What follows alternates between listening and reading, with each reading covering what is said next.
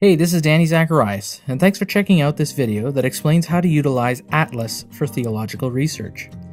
Atlas, which stands for the American Theological Library Association Serials, is an online searchable database of most major religion and theology journals. In addition, Atlas houses a huge collection of full-text articles that are immediately downloadable for users. Every reputable seminary and Bible college will have institutional access to Atlas. If you are not sure, ask a librarian about how to access Atlas through your library. Let me show you how I access the database. Here is my library website, and in the list of databases I will find Atlas. This is how I get to the database, and here is what Atlas looks like.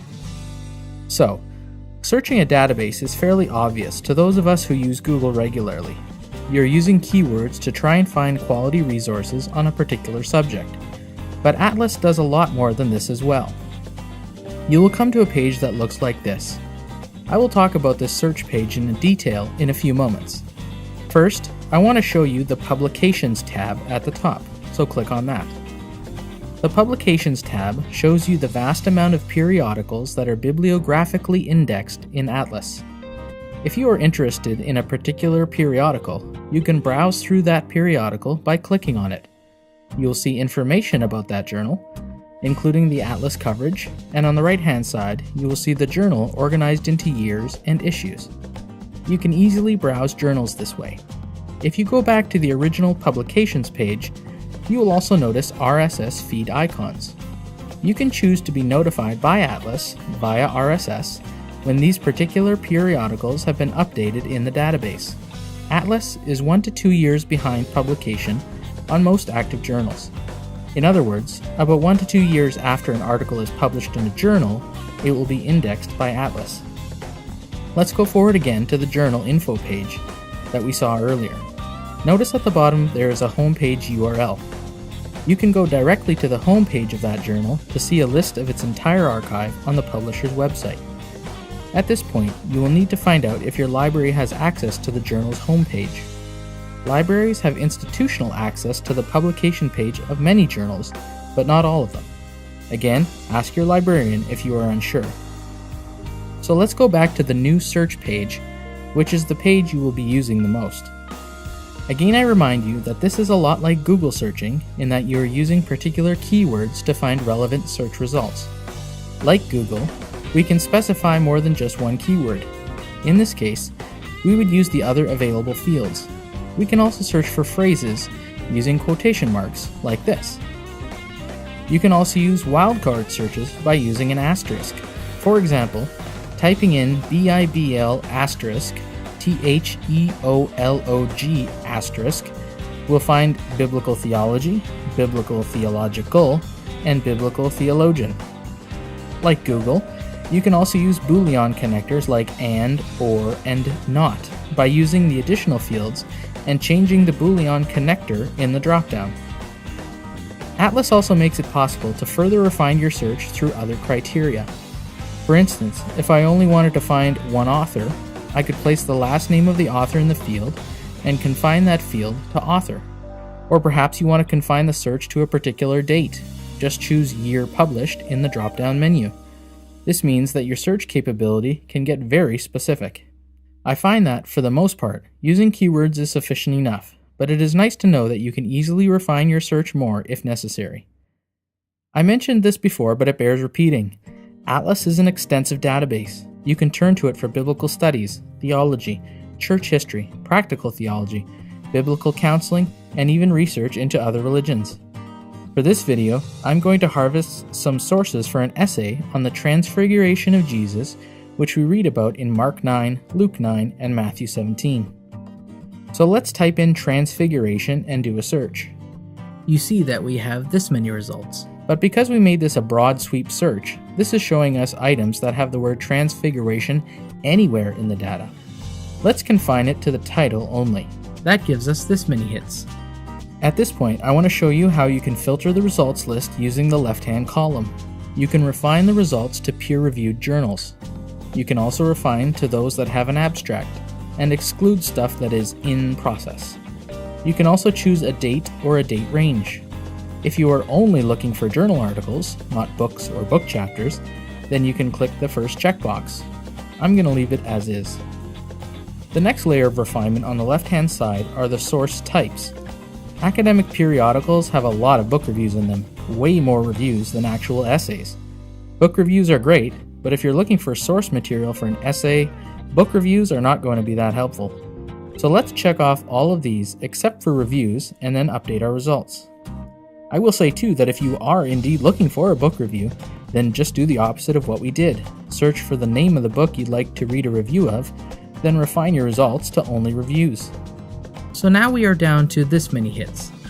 It is quite possible that the word transfiguration may be used in an article that is not talking about Jesus' transfiguration. For instance, this hit is a poem called Transfigurations. If I were an academic author writing about the transfiguration of Jesus, I would be sure to put the word Jesus and transfiguration in the title. So let's add Jesus as another search word and refine that to title. Now we are down to this many results. But notice that whenever you hit that search button at the top again, the refinements on the left-hand side are wiped out. So let's choose all but reviews again. Now we're down to this many results. This is pretty manageable, but we could refine further if we wanted. First, perhaps our essay is only on the transfiguration in the Gospel of Mark. So let's add Mark as another search word, and we'll confine that to the subject area. Then choose the sources again. Now we're down to this many sources. Now remember how I said that if I were writing about Jesus' transfiguration, I would put those words in the title? Well, guess what? Every author is different. And that is why Atlas has also taken the time to add its own keywords. You will find the Atlas-generated keywords in the subjects area. This is an excellent way to find even more top-quality resources. Simply click on an item that you think is relevant to your topic, and you'll now see that the list of subjects are live links. This item here has been specifically tagged with Jesus Christ - Transfiguration. Click on that, and you're now presented with every single item in Atlas that has that subject classification. One of the other great things about choosing to search in the subject field is that Atlas does not add subject keywords to book reviews. So you'll see on the left-hand side that book reviews aren't even a part of the hits. You'll see that right now Atlas has tagged this many items with transfiguration. This is not entirely manageable. The best way to search is to use a combination of these types of searches. So, for instance, we talked about confining our study to the Gospel of Mark. So let's add Mark as a search in the subject field.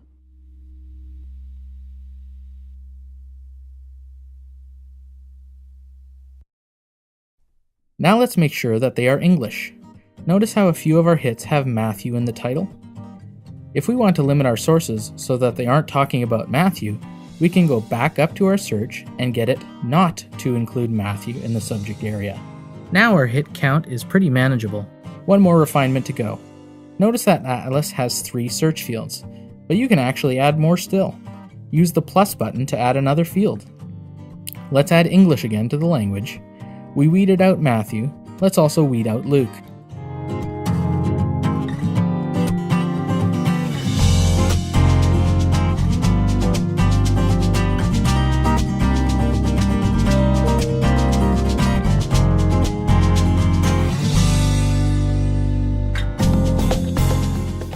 So now we are down to this many hits. I think you get the idea. Take the time to search intelligently, using the right keywords and refinements, and you'll be able to find just the right sources for the topic you're studying. Let's stick with the current list of hits we have for now, and talk about what we do once we have some hits that we want. Atlas has a nice feature called Add to Folder, which sits beside each item in the results list.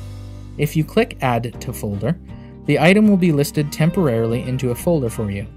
You will see that the folder icon at the very top now has an item, and a new column on the right is now showing items in your folder. The folder is particularly handy if you are researching more than just one thing in Atlas and you need to do various searches. Just gather your sources into a temporary place. Now that you have found some good resources, all you really have is words on the screen. Further steps need to be taken to actually acquire the sources. So, let's talk about how you go about obtaining these sources. First, Atlas has a lot of the periodicals stored right in the database. Whenever you see a PDF icon, That is a full-text version of the article that is free for you to download. Obviously, books and book chapters will not be stored in Atlas, and lots of journal articles are not in Atlas either. So at this point, you need to use your library catalog to find the article or book. If Atlas does not store the article, don't yet give up hope of finding an electronic version. Your library has many subscriptions to online services, and many journals make back issues and sometimes current issues available on their website, and it is quite possible that an article is available to you electronically even if it is not in Atlas. There are two ways to search your library catalog. If you're lucky like me, then your library catalog is linked to Atlas. So for example, the first item has an icon that says Find It next to my university's crest below each listing. This is a direct link to my library's database, so all I need to do is click that button. The result for me is this page. The item is not in my local library, and I myself have the option to request the item as an interlibrary loan. If it were in my library, it would tell me so and tell me where to find it on the shelf. Now, if you do not have this direct link to your library, you need to cut and paste the book title and go to your library's online catalog to see if they have it. Depending on your library's database, they may not have each individual article title in their catalog. You should ask your librarian about this. If this is the case, then you would not be able to take the title of this second item and search in your library catalog. Instead, you would have to look at the source of the article. This one is from this journal. So you would look up the periodical title in your library's catalog to see if they have that volume and issue. Going back to Atlas, there are two last things I want to show you before wrapping up. If you look to the top of the page, you will see a tab called Scriptures. Atlas does users a very nice service in tagging items with scripture references. So, for example, if you were researching an essay about Genesis 1:1, you can choose Genesis 1:1 in the Scriptures list. Let's also restrict it to just English articles, and let's say we only want journal articles this time and only published in the last 20 years. So as you can see, searching by scripture is also a handy feature, and Atlas makes this visually accessible in the Scriptures tab. To conclude, let's go to the folder view. If you recall, I saved one item to my folder. In your folder, you can decide what you want to do.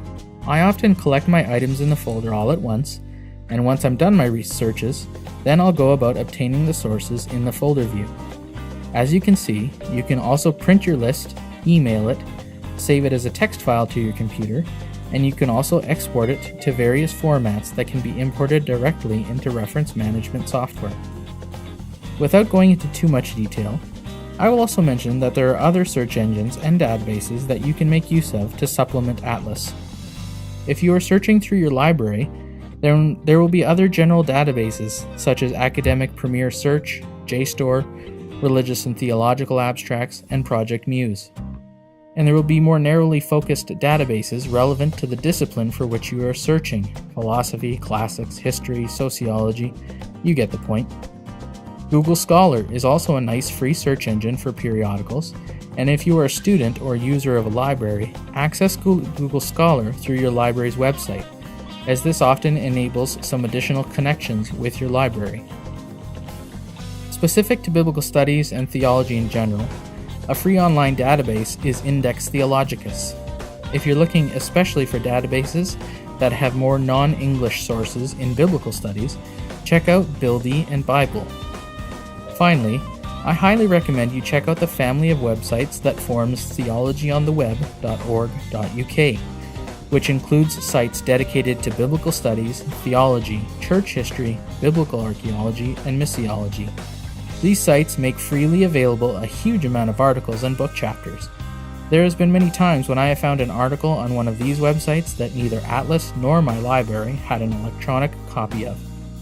So there you have it. As I mentioned in my book, Surviving and Thriving in Seminary, every good essay is built upon the solid foundation of good research and sources.